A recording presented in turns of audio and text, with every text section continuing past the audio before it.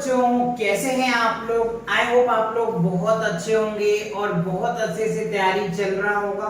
तो आज से न्यू सीरीज स्टार्ट होने जा रहा है आप लोगों के लिए। तो चलिए देखते हैं कि आज है क्या। तो क्लास 8 का रैशनल नंबर्स को हम वन शॉट करेंगे, चैप्टर फर्स्ट को। जितने भी कॉन्सेप्ट्स है सभी कॉन्सेप्ट्स को कवर करेंगे और साथ साथ इनके जो भी एक्सरसाइज है उन सभी एक्सरसाइज के क्वेश्चंस को 1 to 1 कवर करेंगे, राइट। और ये जो है बच्चों न्यू एनसीईआरटी के अकॉर्डिंग है।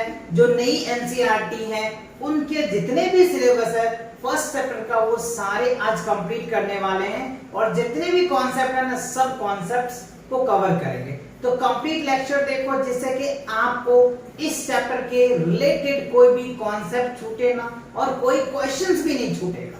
तो चलिए स्टार्ट करते बिना टाइम डिले किए हुए। तो सबसे पहले हमें क्या समझना है, देखो चैप्टर का जो नाम है आपको पता है रैशनल नंबर है। तो रैशनल नंबर को समझने से पहले हमें कुछ पॉइंट को समझना पड़ेगा। वैसे ये पॉइंट्स ऑलरेडी आपने पढ़ चुके हैं, फिर भी इसे हम एक बार रिकॉल करा देते हैं आपको, यानी रिवीजन करवा देते हैं, राइट। तो देखो सबसे पहले हमें क्या समझना है बच्चों, यहाँ पे जो हमें समझना है वो क्या दिया है, नेचुरल नंबर। देखो नेचुरल नंबर क्या होता है वैसे पता है, मुझे पता है कि आपने पढ़ चुके हैं, लेकिन फिर भी आपको एक बार समझना जरूरी है। देखो all counting number are called natural number.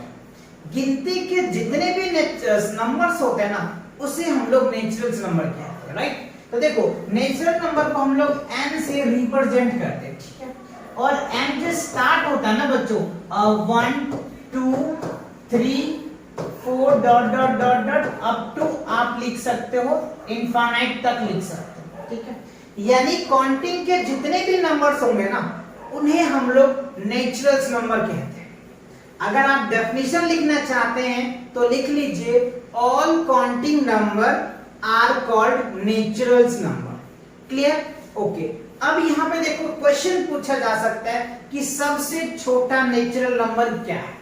तो सबसे छोटा नेचुरल नंबर आप देख पा रहे हो क्या है बच्चों, 1 है। सबसे छोटा नेचुरल नंबर 1 होता है। और अगर आपसे पूछा जाता कि सबसे बड़ा नेचुरल नंबर बताइए तो क्या बोलोगे आप, इन्फिनिटी बोलोगे। सबसे बड़ा जो नेचुरल नंबर है इनफाइनाइट है, या आप ये कह सकते हो नॉट डिफाइंड है। ये आपने नहीं पढ़ा होगा, है ना। डेफिनेशन तो पढ़ लिया होगा, सबसे छोटा नंबर नहीं पढ़ा होगा, सबसे बड़ा नंबर नहीं पढ़ा होगा। ये बात क्लियर हुई या नहीं हुई? ओके अच्छा।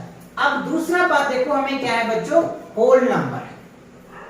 देखो होल नंबर क्या होता है, जितने भी काउंटिंग नंबर होते हैं ना उससे पहले अगर हम 0 लगा दें तो उसे हम लोग होल नंबर कहते हैं। क्या कहते हैं, जितने भी काउंटिंग नंबर है तो काउंटिंग नंबर के पहले अगर हम 0 लगा दें तो वो सभी क्या बन जाएगा, होल नंबर, ठीक है। देखो होल नंबर को हम लोग W से रिप्रेजेंट करते हैं और इसके start 0 1 2 3 dot dot up to आप इनफाइनाइट बोल सकते हैं इसको भी, है ना। ये इस तरीके से जाता है। यानी होल नंबर का अगर डेफिनेशन लिखना चाहे तो आप लिख दीजिए all counting number together with 0 are called whole number. जितने भी काउंटिंग नंबर हैं उससे पहले अगर हम 0 लगा दे तो वो क्या बन जाएगा, होल नंबर बन जाएगा। समझ आया? ठीक है। अब आप यहाँ पे देख सकते हैं कि सबसे छोटा होल नंबर क्या होगा, 0। और सबसे बड़ा होल नंबर क्या होगा, इनफाइनाइट या नॉट डिफाइंड कह सकते हैं। अब एक चीज इस दोनों में गौर कीजिए, जितने भी नेचुरल नंबर है ना, जितने भी नेचुरल नंबर है वो सभी होल नंबर हो सकता है। आप चाहो तो देख लो, नेचुरल नंबर 1 से स्टार्ट होता है तो जितने भी नेचुरल नंबर है वो सभी होल नंबर हो सकता है। लेकिन जितने भी होल नंबर्स हैं वो नेचुरल नंबर नहीं हो सकता। रीजन क्या है, बिकॉज इसमें 0 एक्स्ट्रा है, एक्सेप्ट 0 को छोड़ के बाकी हो सकता है। तो ये भी एक की कॉन्सेप्ट है, आप ध्यान से याद कर लें। ऑल नेचुरल नंबर्स जो है वो क्या हो सकता है, होल नंबर हो सकता है, लेकिन सभी होल नंबर नेचुरल नंबर नहीं हो सकता है। ये आप दिमाग में सेट कर लें। क्लियर हुआ? ये दोनों पॉइंट समझ में आ गया?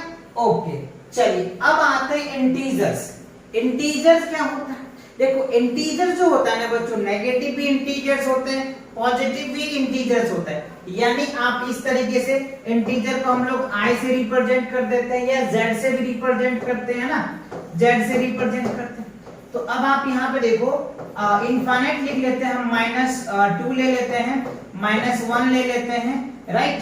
और उसके बाद क्या ले लेंगे हम लोग, -1 हो गया, फिर आप चाहो तो 0 ले लो, ठीक है, फिर 1 हो गया, फिर 2 हो गया, dot dot dot up to infinite, चाहो तो इनफाइनाइट ले दो।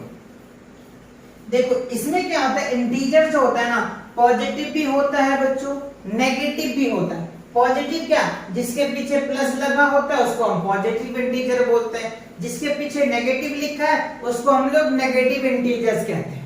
तो सर 0 के पास तो कुछ लिखा ही नहीं है, तो 0 को क्या कहेंगे, आपने तो इसी के कंडीशन में लिख दिया। तो 0 देखो ना तो पॉजिटिव इंटीजर्स है और ना ही नेगेटिव इंटीजर्स है। 0 क्या है, नाइदर पॉजिटिव नॉर नेगेटिव, नहीं तो पॉजिटिव है नहीं तो नेगेटिव है। तो ये बात आपको ध्यान रखनी है। ये तीनों बातें आपको समझ में आया, नेचुरल नंबर समझ में आ गया, गुड, होल नंबर आ गया, इंटीजर्स आ गए, कॉन्सेप्ट याद रखेंगे आपको हायर क्लासेस में इन सभी कॉन्सेप्ट की नीड पड़ने वाली है। तो अभी से आप बेस मजबूत करते चलो कि आगे आपको कोई प्रॉब्लम नहीं आने वाला है। क्लियर, चलिए आगे बढ़ते हैं। अगला स्लाइड में देखो, अब आ गया रेशनल नंबर। देखो रेशनल नंबर किसे कहते हैं, वैसे नंबर जिसको आप p बाय q के फॉर्म में लिख सकते हो, या न्यूमरेटर बाय डिनोमिनेटर के फॉर्म में लिख सकते हो, या x बाय y के फॉर्मेट में लिख सकते हो, जहां पे नीचे यानी डिनोमिनेटर की वैल्यू 0 नहीं होना चाहिए। यानी आप ऐसे कह सकते हो कि किसी भी नंबर को आप क्या कर सकते हो, p बाय q के फॉर्म में लिख सकते हो, जहां क्या होना चाहिए, q does not equals to 0 होनी चाहिए। समझ में आया या नहीं आया? Those number in the form of p by q where q does not equal to 0 are called rational number। बात समझ में? यानी किसी भी नंबर को आप p by q के फॉर्म में लिख दो, लेकिन q की वैल्यू 0 नहीं होना चाहिए, तब वो रेशनल नंबर होगा, अदरवाइज नहीं होगा। डेफिनेशन लिखना चाहे तो आप लिख लीजिए, those number in the form of p by q where q does not equals to 0 are called rational number। ठीक है, अच्छा एग्जांपल अगर मैं बताऊं आपको, तो देखो रेशनल नंबर को आप r से भी रिप्रेजेंट कर सकते हैं, राइट। जैसे हम 2/3 लिख सकते हैं, रेशनल नंबर है, 1/2 लिख सकते हैं, 1 लिख सकते हैं, 3 लिख सकते हैं, 5 लिख सकते हैं, 0 लिख सकते हैं। ये सभी क्या है, रेशनल नंबर है। क्या है, रेशनल नंबर। और मैं इंटरेस्टिंग एग्जांपल अगर आपको समझाऊं तो आप यहाँ पे देखिए, जो ऑल नेचुरल्स नंबर्स होते हैं ना, देख लो, all naturals NATURAL, all naturals number जो है ना वो रेशनल नंबर होते हैं। जितने भी नेचुरल्स नंबर है ना सभी आपके रेशनल नंबर हो जाएंगे। अच्छा, दूसरी अगर मैं बात करूं, जितने भी आपके होल नंबर है, राइट, होल नंबर अभी हमने आपको समझाया है, होल नंबर है ना, तो जितने भी होल नंबर्स है ना आपके, सभी होल नंबर रेशनल नंबर होते हैं। जितने भी होल नंबर है वो सभी रेशनल नंबर होते हैं। अच्छा, अगर उसके बाद में बात करूं इंटीजर्स का, INTEGERS, इंटीजर्स। देखो इंटीजर्स अभी हमने क्या पढ़ा था, पॉजिटिव इंटीजर भी पढ़ा था, नेगेटिव इंटीजर भी पढ़ा था, 0 को भी समझा था हमने। तो ये जो है जितने भी नेचुरल नंबर है सभी रेशनल नंबर होते हैं, जितने भी होल नंबर है सभी रेशनल नंबर होते हैं, जितने भी इंटीजर्स है सभी रेशनल नंबर होते हैं। इसका मतलब क्या हुआ, ये जितने भी टॉपिक आपने पढ़ा ये सभी टॉपिक इसी से निकल के आया है, रेशनल नंबर से ही निकल के आया है। समझ आया? इसीलिए मैंने आपको पहले ये टॉपिक बोला था कि आप इसे समझिए, तब जाकर के आप रेशनल नंबर को समझिएगा। क्लियर हुआ या नहीं हुआ? अगर क्लियर हुआ तो फटाक से लाइक वाले बटन को प्रेस करो और अपने दोस्तों के साथ 1-2 ग्रुप में जरूर शेयर करो, जिससे कि वो बच्चे भी इस कॉन्सेप्ट को समझ के अच्छे से क्वेश्चन को कर पाए और कॉन्सेप्ट रिवाइज कर पाए। राइट, चलिए आगे बढ़ते हैं। अब देखो क्या है प्रॉपर्टीज ऑफ रेशनल नंबर। अभी हमने समझा रैशनल नंबर होता है क्या, उनके कुछ एग्जाम्पल को समझे। अब हम उनके प्रॉपर्टीज को समझेंगे, क्योंकि प्रॉपर्टीज के बेस पे ही आपको जो एक्सरसाइज 1.1 दिया है ना, वो प्रॉपर्टीज के बेस पे ही है। क्योंकि अगर ओल्ड एनसीईआरटी को देखा जाए तो कई सारे क्वेश्चन दिए थे, बट न्यू एनसीईआरटी में बहुत सारे क्वेश्चन को स्किप कर दिया है। सिर्फ अगर आप एग्जांपल्स को देखेंगे तो वहां पे कुछ एग्जांपल्स के क्वेश्चन दिए हैं जिसमें ये सारे प्रॉपर्टीज यूज किया गया है। और अगर एक्सरसाइज को भी मैं सब करवाऊंगा आपको वैसे, बट वहां पे बहुत बेसिक क्वेश्चन दिए हुए हैं। तो ये प्रॉपर्टीज को समझना आपके लिए बहुत जरूरी होता है कि जब आप इनके प्रैक्टिस क्वेश्चन करेंगे ना तो आपको ये दिक्कत ना हो। क्लियर? सबसे पहले देखो हम समझेंगे क्लोजर प्रॉपर्टीज। देखो क्लोजर प्रॉपर्टीज क्या होता है, जब किसी दो रेशनल नंबर को या तीन रेशनल नंबर को आप ऐड करेंगे ना तो चौथा भी रेशनल नंबर ही आएगा। जैसे ये प्रॉपर्टीज क्या कहता है कि अगर आप a प्लस बी या किसी दो रेशनल नंबर को ऐड करोगे ना तो तीसरा भी रेशनल नंबर ही आएगा। ये आप ऐसे समझिए, दो रेशनल नंबर को अगर आप जोड़ोगे तो जो रिजल्ट आएगा ना वो रिजल्ट भी रेशनल नंबर ही होगा।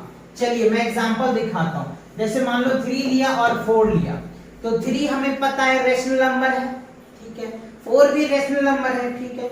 अब अगर दोनों को जोड़ेंगे तो 7 आएगा, तो 7 भी क्या होगा, रेशनल नंबर ही होगा। तो यही क्लोजर प्रॉपर्टीज ऑफ एडिशन कहता है।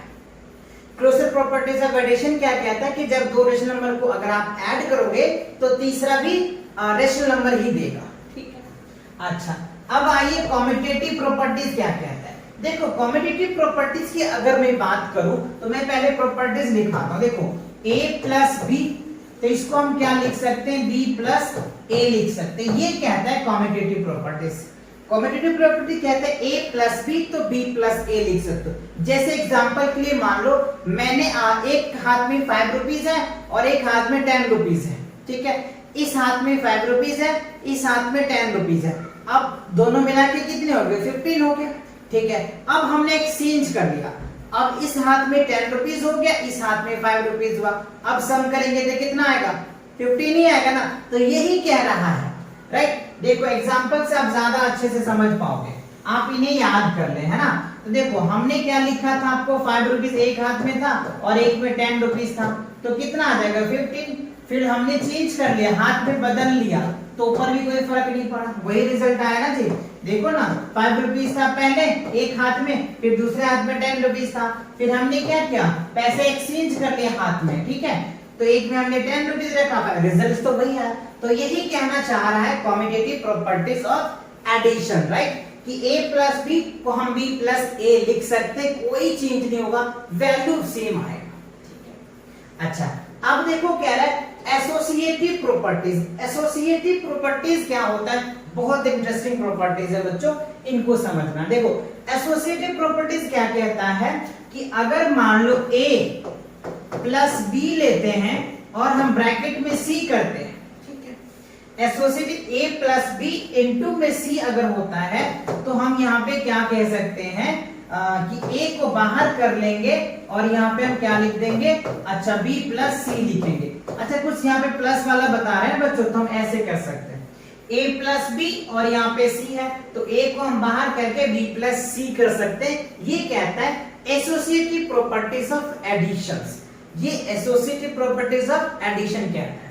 चलिए एग्जांपल दिखाते हैं हम आपको। 3 प्लस 4 ले लिया हमने, ठीक है, और यहाँ पे हमने 9 लिया, तो अब क्या कर सकते हैं हम, 3 को बाहर कर सकते हैं, 4 प्लस 9 कह सकते हैं according to this properties. Associative properties ये कहता है। आप ये वाले फॉर्म्स अच्छे से याद कर ले। एग्जाम्पल तो बहुत सारे हो सकते हैं बच्चों, है ना, ये तो मैंने आपको समझाने के लिए कराया है। ये चीजें आप रिवाइज जरूर कर ले, है ना। एसोसिएटिव प्रॉपर्टीज, क्लोजर प्रॉपर्टीज आपको अच्छे से याद होनी चाहिए, कम्यूटेटिव प्रॉपर्टीज भी याद होनी चाहिए और एसोसिएटिव प्रॉपर्टीज भी आपको अच्छे से रिमेंबर होनी चाहिए। बात समझ आया? चलिए आगे बढ़ते हैं। ये तीनों प्रॉपर्टीज क्लियर हो गए। आप इन्हें चाहो तो अच्छे से नोट कर ले नोटबुक में, क्लियर, या स्क्रीनशॉट ले ले। आप इन्हें रिवीजन जरूर करना। चलो आगे देखते हैं प्रॉपर्टीज ऑफ रैशनल नंबर का, और भी कुछ प्रॉपर्टीज है। देखो डिस्ट्रीब्यूटिव प्रॉपर्टीज काफी इंपॉर्टेंट है।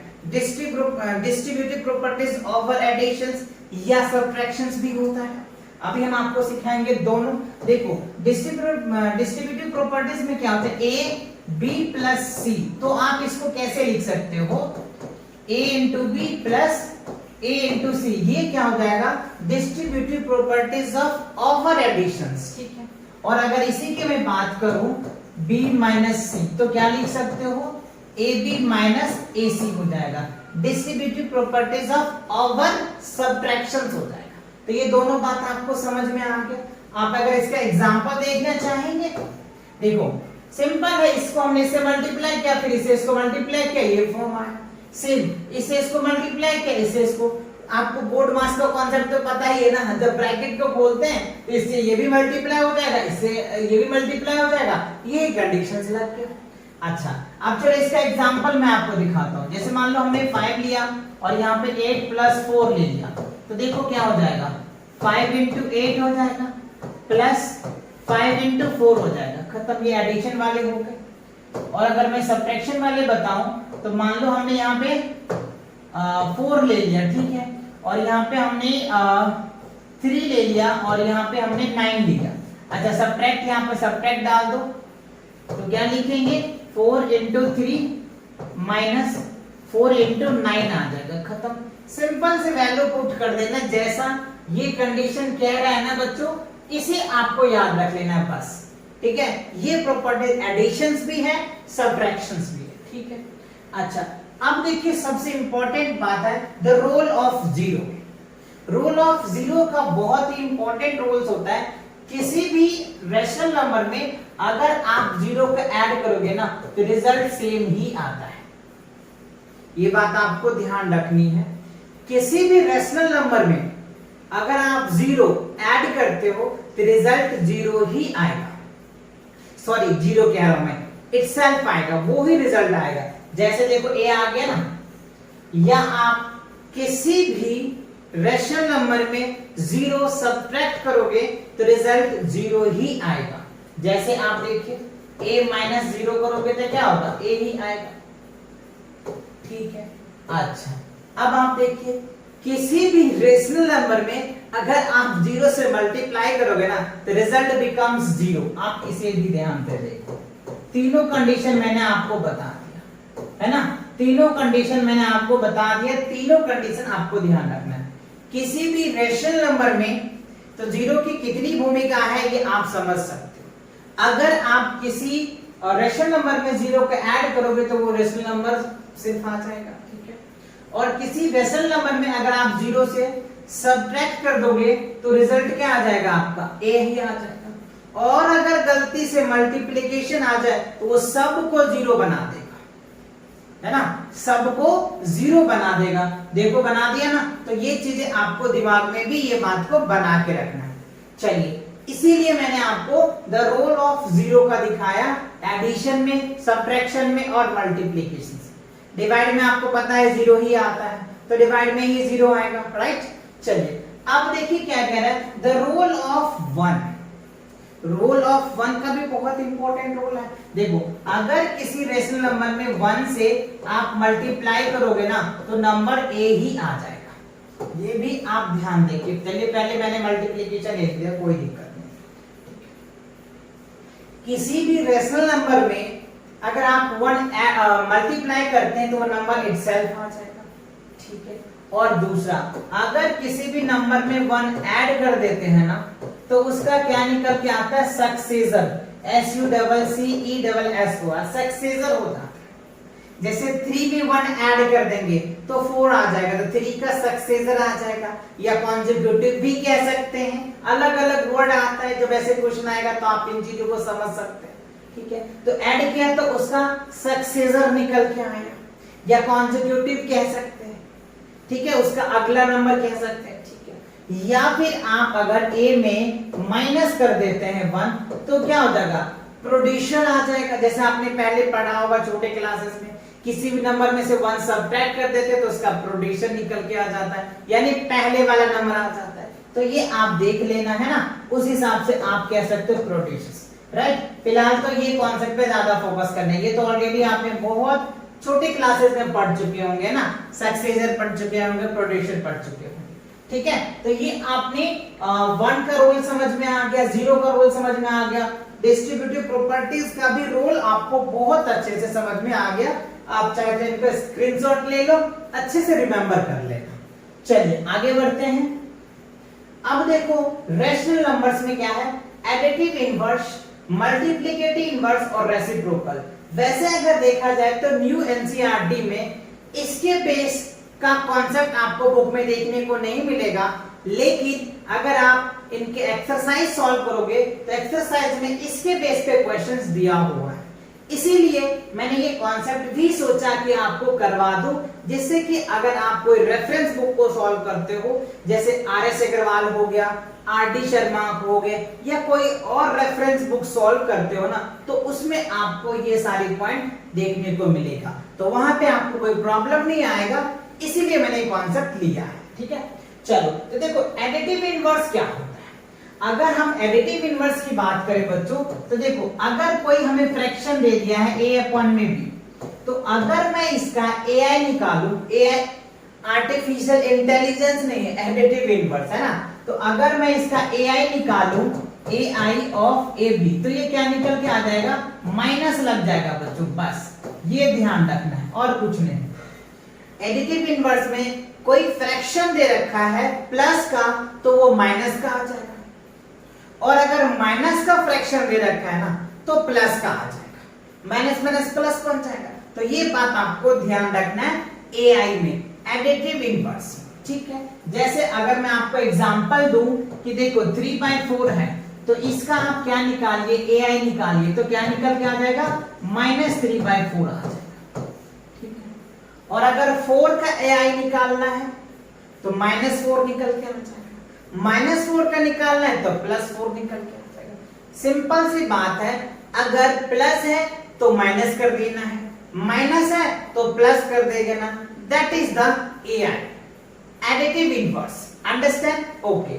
नाउ द नेक्स्ट क्या है, मल्टीप्लिकेटिव इनवर्स। देखो मल्टीप्लिकेटिव इनवर्स क्या होता है, जिसको शॉर्ट में हम एमआई बोल देते हैं ना, एमआई का फोन मत समझ लेना, है ना, एमआई का फोन मत समझना, मल्टीप्लिकेटिव इनवर्स है, ठीक है। देखो मल्टीप्लिकेटिव इनवर्स में क्या होता है कि अगर a है तो a का अगर हम mi निकालते हैं, क्या निकालते हैं, mi, है ना, mi of a is 1/a हो जाता है।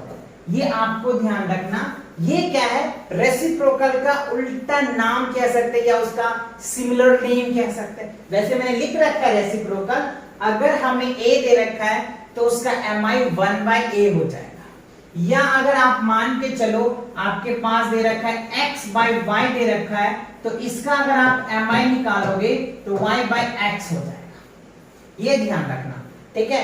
अगर हमें कोई फ्रैक्शन दे रखा होता है ना, न्यूमरेटर बाय डिनोमिनेटर, तो डिनोमिनेटर ऊपर चला जाता है और न्यूमरेटर नीचे आ जाता है, बात समझ आया, तो ये होता है mi। और रेसिप्रोकल तो आपको पता ही है, सेम इसी का भाई है, रेसिप्रोकल भी वही है, उल्टा लिखना है। अगर a का उल्टा क्या लिखेंगे, a का उल्टा क्या लिखेंगे, 1/a ही लिखेंगे, है ना। तो सेम यही है, सिर्फ नाम अलग है, जिससे बच्चे कंफ्यूज हो जाते हैं, क्योंकि वो रेसिप्रोकल छोटे क्लासेस में पढ़ते हैं और यहाँ पे आके mi दे देता है, मल्टीप्लिकेटिव इनवर्स दे देता है, तो कंफ्यूज हो जाता है, ये तो हमने पढ़ा ही नहीं है, लेकिन है उसी का रूप। तो दोनों बात समझ में आ गया, mi रेसिप्रोकल दोनों ही एक जैसा है, क्लियर हुआ। चलो आगे बढ़ते हैं। तो इसी के साथ ये जितने भी कॉन्सेप्ट्स थे, कॉन्सेप्ट आपको समझ में आ गया। और न्यू एनसीईआरटी में जो है ना, बहुत कम क्वेश्चन दिया, मैंने पहले भी बोला था आपको, इसीलिए सभी कॉन्सेप्ट मैंने फोकस किया कि आप सभी कॉन्सेप्ट को अच्छे से कर लें, जिससे कि अगर कोई भी रेफरेंस के बुक सॉल्व करते हैं तो आपको वहां पे बहुत आसानी से सॉल्व कर पाओ। ओके, अब देखो एक्सरसाइज 1.1 की अगर मैं बात करूं बच्चों, तो हमें क्या कह रहा है, name the properties under multiplications used in each of the followings. अभी जो हमने आपको सारे प्रॉपर्टीज समझाया है, उसमें हमने एडिशन का लिया है, कुछ मल्टीप्लिकेशन का हमने मल्टीप्लिकेशन में भी समझाया है, लेकिन मोस्टली हमने एडिशन का ही कराया। वो सब्ट्रैक्शन में भी होता है, मल्टीप्लिकेशन में भी होता है, डिवाइड में भी होता है। जितने भी हमने प्रॉपर्टीज आपको समझाया, जैसे क्लोजर प्रॉपर्टीज हमने आपको समझाया है ना, उसके बाद हमने कॉम्यूटेटिव प्रॉपर्टीज हमने समझाया आपको, एसोसिएटिव प्रॉपर्टीज समझाया हमने आपको, डिस्ट्रीब्यूटिव प्रॉपर्टीज हमने समझाया, द रोल ऑफ जीरो समझाया, द रोल ऑफ वन समझाया, एमआई समझाया, एडिटिव समझाया। ये सभी चारों ऑर्डर्ड में लिख सकते हैं आप, है ना। 4 फंडामेंटल जो ऑपरेशन है, जैसे एडिशन, सब्ट्रैक्शन, मल्टीप्लिकेशन, डिवीजन, चारों में आप करके देख सकते हैं, है ना। चलिए तो हम बढ़ते हैं क्वेश्चन की तरफ। अब देखो क्वेश्चन में क्या कह रहा है, आपको प्रॉपर्टीज लिखना है, ठीक है। तो अब अगर मैं फर्स्ट क्वेश्चन की बात कर लूं, देखो -4/5 multiplication 1 equal to 1 multiplication -4/5 equals to -4/5। तो अब यहाँ पे आप किसका रोल देख रहे हैं? अगर आप इसमें मल्टीप्लाई कर रहे हैं ना, तो वही रिजल्ट आ रहा है, इसमें मल्टीप्लाई कर रहे हैं तो वही रिजल्ट आ रहा है। इसका मतलब इसमें कौन सा प्रॉपर्टीज लगा हुआ है, राइट। तो आप यहाँ पे देखिए 1 की प्रॉपर्टीज लगा है, 1 is the multiplicative of identities, IDENTITY हो जाएगा, identities, राइट। तो 1 is the M for multiplicative of identities। 1 का मल्टीप्लीकेशन आइडेंटिटीज लगा था, जो मैंने आपको समझाया था 1 की प्रॉपर्टीज का, कि किसी भी नंबर में अगर आप 1 से मल्टीप्लाई करोगे ना, तो वो एक आइडेंटिटीज बन जाता है कि इट सेल्फ ही होता है। तो वही बात यहाँ पे है, तो ये आपके आंसर आ जाए, ठीक है। अब अगर मैं दूसरा की बात करूं, तो देखो आप यहाँ पे इसको A मान लो और इसको B मान लो, ठीक है। तो देखो इनका रिवर्स है, B इंटू A होता है ना, A इंटू B। तो यहाँ पे क्या होगा, B इंटू A। तो ये बताओ कौन सी प्रॉपर्टीज हमने बताया था? कॉम्यूटेटिव प्रॉपर्टीज ही तो बताया था हमने, कॉम्यूटेटिव प्रॉपर्टीज। तो कॉम्यूटेटिव COMMUTATIVE कॉम्यूटेटिव प्रॉपर्टीज आप लिख सकते हैं इसमें, ठीक है। क्योंकि A इंटू B तो B इंटू A लिख सकते हैं, 3 इंटू 4 तो 4 इंटू 3 लिख सकते हैं कि नहीं। तो ये मल्टीप्लिकेशन की प्रॉपर्टीज दे रखा है, बट मैंने आपको एडिशन समझाया था, तो आप उसको मल्टीप्लिकेशन में भी चेक कर सकते हो, सब्ट्रैक्शन में भी चेक कर सकते हो, डिवाइड में भी चेक कर सकते हो, है ना। जिसमें आपको चेक करना है चेक कर लेना और देखना कहां पे वो वैलिड है, कहां पे वैलिड नहीं है। क्लियर? अगर आप एनसीईआरटी को गो थ्रू करोगे एग्जांपल्स में, तो वहां पे ये सारी बातें दिखाया हुआ भी है, राइट। चलो थर्ड पार्ट देखो क्या कह रहा है, 19 -19 अपॉन में 29 मल्टीप्लाई 29। देखो यहाँ पे ये क्या है, रिवर्स दिया हुआ है ना, रिवर्स है। तो आप इसको क्या कह सकते हो, मल्टीप्लिकेटिव इनवर्स कह सकते हो, क्या कह सकते हो, MI कह सकते हो, है ना, MI कह सकते हो, मल्टीप्लिकेटिव इनवर्स आ जाएगा। तो तीनों प्रॉपर्टीज आपको समझ में आ गए। पहला में 1 is the multiplicative of identities हो जाएगा, दूसरा में कॉम्यूटेटिव प्रॉपर्टीज, और तीसरा में MI तो होता है ना, इसी का उल्टा दे दिया ना MI, रेसिप्रोकल कर दिया, तो रेसिप्रोकल कैंसिल कर दो, देखो 1 आ गया, पॉजिटिव का 1 आ गया, तो ये हमारा MI होंगे। क्लियर? तीनों प्रॉपर्टीज हमने लिख दिया, ठीक। चलिए आगे बढ़ते हैं। अब देखो क्वेश्चन नंबर 2 में कह रहे हैं, tell what property allows you to compute. तो देखो अगर मैं इसमें बात करूं, अगर मैं इसको A ले लूं, इसको B मान लो, इसको C मान लो, ठीक है, और यहाँ पे मल्टीप्लाई है, यहाँ पे मल्टीप्लाई है, यहाँ पे ब्रैकेट है, तो क्या निकल के आ जाएगा, आप हमको A इंटू B लिख सकते हो ना जी, और इंटू C। तो ये कौन सी प्रॉपर्टीज है जी, एसोसिएटिव प्रॉपर्टीज है। कौन सा प्रॉपर्टीज है, एसोसिएटिव प्रॉपर्टीज ही तो मैंने आपको बताया था ना, है ना, ASSOCIATIVE या फिर BITY एसोसिएटिव प्रॉपर्टीज आप इसे लिख सकते हो। यही तो बताया था एसोसिएटिव प्रॉपर्टीज में, बट मैंने एडिशन में समझाया था, ये मल्टीप्लिकेशन में दे रखा है, तो कोई बात नहीं, आप इनको मल्टीप्लिकेशन में भी कर सकते हो, है ना। क्या कर सकते हो, मल्टीप्लिकेशन में भी आप इसे लिख सकते हो, सिंपल। अगर A बाहर है तो B इंटू C कर दो, फिर उसके बाद अगर दूसरे side A into B, C को बाहर निकाल दो, खत्म। That is known as associative properties of multiplication हो जाएगा। ठीक है, चलो तो ये प्रॉपर्टीज हो गए, आगे देखते हैं।